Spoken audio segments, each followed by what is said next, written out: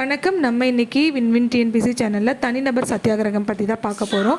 இந்திய அளவில் தனிநபர் சத்தியாகிரகத்தை முதல்ல ஆரம்பித்தவர் யாருன்னா வினோபா பாவே. இவர் காந்தியோட தீவிரமான தொண்டர். இவர் பிரம்மச்சரிய வாழ்க்கையை தேர்ந்தெடுத்து ஆனால் காந்தியை பின்பற்றி வாழ்ந்திருப்பார்.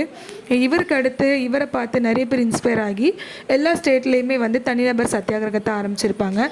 தமிழ்நாட்டில் தனிநபர் சத்தியாகிரகத்தை முதல்ல சத்தியாகிரகத்தினால் கைது செய்யப்படுபவர் யாருன்னா டிஎஸ்எஸ் ராஜன். அவரை தொடர்ந்து அவர் கைதானதுக்கப்புறம் ராஜாஜி, சத்யமூர்த்தி, டி பிரகாசம், மா போ சிவஞானம். யார் இந்த மா போ சிவஞானம்? மா போசின்னு நம்ம ஷார்ட்டாக சொல்லுவோம். இவர் தமிழ்நாட்டோட எல்லைகளை பிரிக்கும்போது நமக்குன்னு நிறைய இடங்கள் இருந்ததை மற்ற மாநிலங்கள் கொண்டு போயிடுச்சு. அதை போராட்டம் பண்ணி நமக்கு வாங்கி கொடுத்தவர். அவரை பற்றின ஒரு வீடியோ கண்டிப்பாக தனியாக போடுறேன். இப்போ நம்ம தனிநபர் சத்தியாகிரகம் பார்க்கலாம். இப்படி தான் தனிநபர் சத்தியாகிரகம் நடந்திருக்கும். அடுத்து வெள்ளையனே வெளியேறு இயக்கம் நடைபெற்ற ஆண்டு 1942. இதற்கான தீர்மானம் பம்பாயில் இருக்கிறோம். பம்பாய் கூட்டத்தில் தான் காங்கிரஸ் எடுத்திருக்கோம். ஆகஸ்ட் 7, 8 தான் இந்த வெள்ளையனே வெளியேறுக்கான தீர்மானம் 1942 தொடங்கப்பட்டிருக்கோம்.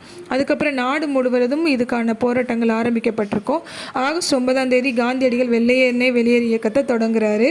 எங்கன்னா பாம்பேயில் தான். அதை தொடர்ந்து பல பேர் பல மாநிலங்களில் இதே இயக்கத்தை ஆரம்பிக்கிறாங்க.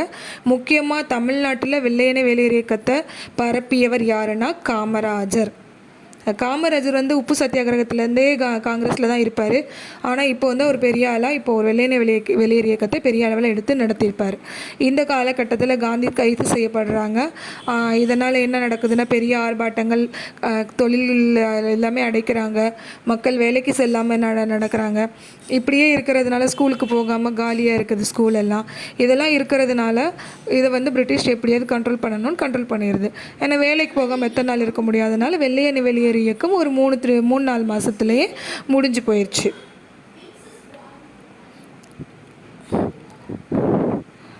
அடுத்தது